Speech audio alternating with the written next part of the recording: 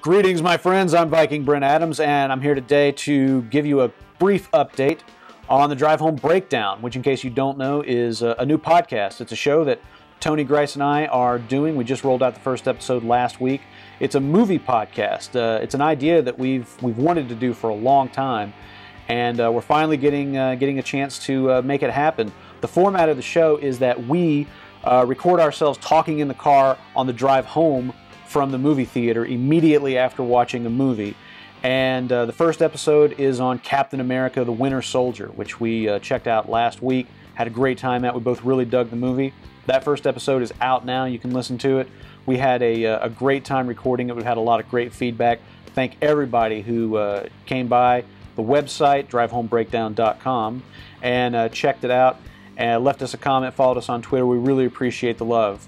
Let's go to some updates that I've got for you, starting with Captain America, the Winter Soldier, which I am reading here is #1 at the box office for a second week in a row here in the United States. It narrowly beat out Rio 2, which I guess some people didn't expect was going to happen. It took in another $41.3 million for a total domestic gross of $158.9 million. So, I guess as far as Marvel Studios is concerned, the only thing to say here is you're welcome. Because I think we can safely establish, we being science, that the fact that Cap 2 was #1 again during the same week that the Drive Home Breakdown debuted is pretty much a causal relationship. I think all those people were like, yo, I hear this podcast is the bomb jam. If I got to go see your little Captain America 2 or whatever it's called, so fucking be it. So that's great. It's great for Captain America and everything, whatever. But the real point is that so many more of you are now in a position to listen to that first episode of the Drive Home Breakdown at drivehomebreakdown.com. So congratulations. All right, now I want to go over some of the great comments that we've received on episode 1, and some of this is going to involve spoilers. So here's what I'm going to do.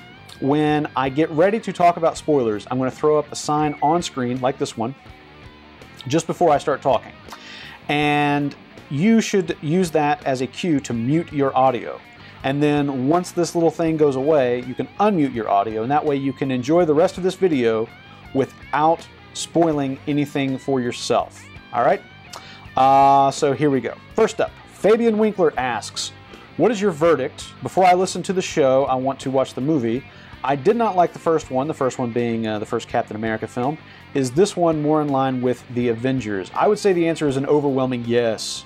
Maybe even a hell yes. As we talk about in the show, Anthony Mackie, one of the actors in the movie, was quoted just prior to the film coming out saying that the Winter Soldier is Avengers 1.5. And I think that is completely accurate.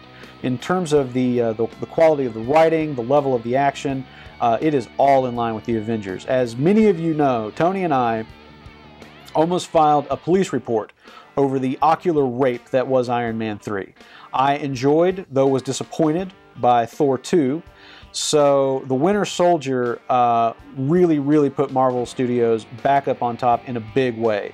And we still have Guardians of the Galaxy to look forward to this year. All right, next up, Lord X, who is responding to something that Tony and I were talking about in the show. There was this one scene in the film where something was going on, and we were kind of we were not quite sure why Captain America was having such a hard time taking down this one bad guy. So Lord X is schooling us. He says, fantastic show, guys. Glad to see that you enjoyed the movie. I love it myself and have gone to see it twice thus far. The guy at the start, the boss of the pirates, is actually a Marvel villain, a very lesser-known one, and one that is, well, he's a bit of a joke in the comics. His name is Batroc the Leaper. The color of his uniform is actually quite true to the comics, so in a way it kind of makes sense that he was able to put up a bit of a fight against Cap. Anyway, love the show, and I'm quite looking forward to the next one. Excelsior! Excelsior! Because if you don't say it like Stan Lee, not really a word. Okay, now this is one of those things that I looked up as soon as I got home. I hit up the Marvel Wiki and was like, oh yeah, that does kind of make sense now. Because what happens in the film is Captain America fights through this entire boatload of pirates, and then he fights their leader, who inexplicably goes toe-to-toe with him and actually fights him to a stalemate to a degree. And if you don't know who he is, or if you're not even thinking that he might be somebody, then it's completely nonsensical. My wife was sitting beside me in the theater and literally shouting out, "Stop playing and knock him unconscious! Ridiculous!"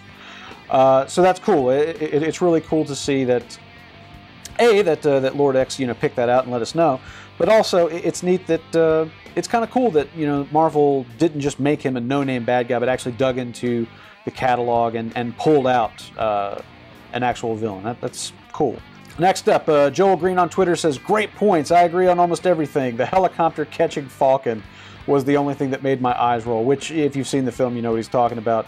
I could see that. It's a comic book movie. It's supposed to be over the top, but I can agree with you that that one was hat-turning, switch-throwing over the top, as opposed to the garden variety. Next up, Lavitz is talking about a comment that I make in the show about how I thought they might have tied Agents of S.H.I.E.L.D. into Cap. He says, "Speaking of Centipede, if you have been keeping up with the show, check out the tie-in Agents of S.H.I.E.L.D. episode. It's not something I would describe as amazing or anything, but it was really cool to link the stories." I agree. I thought the tie-in episode was pretty cool, actually. I dug how basically you're seeing the events of Winter Soldier play out from the perspective of the team. And you get a sense of how the events of the film are, shaking out within S.H.I.E.L.D. all over the world. So if you haven't been watching Agents of S.H.I.E.L.D., I really recommend forcing your way through the first several episodes because I think that the payoff you get by the end of the season is worth the suffering that you will endure during the first half of the season, because it takes a little while to get going. And actually, I think the season finale is tonight. Yeah, it's Tuesday. So I believe the season finale of Agents of S.H.I.E.L.D. is tonight. So check that out, those of you who have been following the show. Another thing, if you have been following Agents of S.H.I.E.L.D., there's actually a really interesting episode of Agents of S.H.I.E.L.D. Declassified, which is their behind-the-scenes series that streams at abc.com. Some of those episodes, basically unwatchable. Some are pretty bad, but the new episode, number 18, is a panel discussion with Clark Gregg, Ming-Na Wen, Joe Quesada, and then one of the show's writers. And they talk about some of the big twists in the series. They talk about the tie-in with Cap, threading the film and the series together. It's worth a watch. So actually, I'll throw a link to that in the description so you can check that out if you are so inclined. Next up, Ian chimes in with this. "Brent, did you notice that this movie is really similar to Metal Gear Solid 1? An old American war hero, Captain America = Solid Snake, has to stop a conspiracy within the American government. His past friend has his memory wiped and has been augmented with cybernetics. Winter Soldier / Bucky = Cyborg Ninja / Gray Fox. After getting deeper into the conspiracy, a giant war machine designed to kill huge numbers of people covertly is exposed. Air carriers = Metal Gear Rex. There are also some little things that weren't really the same but reminded me of Metal Gear Solid. Nick Fury playing dead reminded me of Decoy Octopus's ploy with the DARPA chief.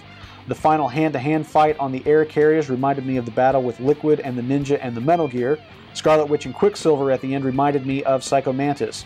Visiting the graves at the end looked a lot like Big Boss visiting the boss's grave." Well, that is such a cool find. Tony and I had not thought of any of those things, but there really are some interesting parallels between the film and the video game. I was rewatching the first Cap film the other night, and during that part where he's sneaking into the Hydra base where he frees the Howling Commandos, I was thinking, oh, this is a little bit like Metal Gear. He's hiding out in the back of a cargo truck. He knocks on a wall, or it might be a door, but he knocks on a wall or a door to lure a guard over and then knocks him unconscious. And then after I read this comment, I was thinking about that scene later on in the film where he takes out that huge tank by tossing explosives down the top hatch. So pretty interesting. Last up, Psychotic Hammer has a link that is in response to something that Tony and I talk about in the episode. There's a scene where Steve Rogers is he's making notes to himself. He has this little notepad with a list of things that he's basically missed out on while he's been in cryo freeze for the last 60 years. And he's adding an item to this list of things that he's got to go check out. And Tony and I mentioned that we really wanted to see a photo of that list and see everything that was on there because we knew we'd miss some things. So Psychotic Hammer has a link to an article that has a picture of that list. And what's interesting is that the contents of that list change depending on the country that you see the movie in. So for example, here in the United States, some of the things at the top of the list are moon landing, Steve Jobs, Apple in parentheses, and disco. But in the UK, it goes moon landing, the Beatles, and Sean Connery.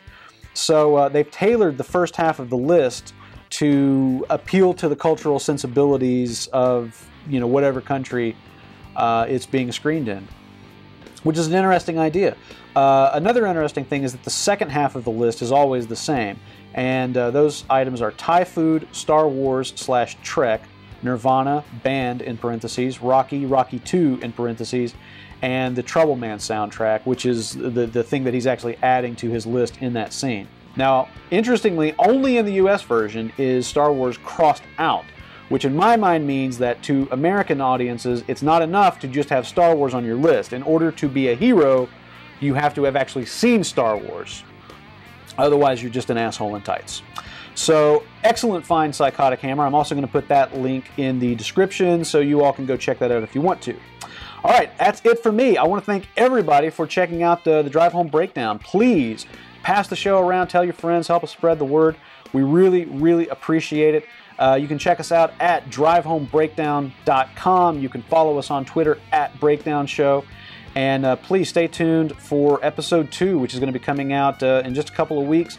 That's going to be Tony and I talking about The Amazing Spider-Man 2, which is looking pretty interesting. So that's it for me. I'm out of here. Until next time, I'm Brent Adams, and you stay brutal, my friends.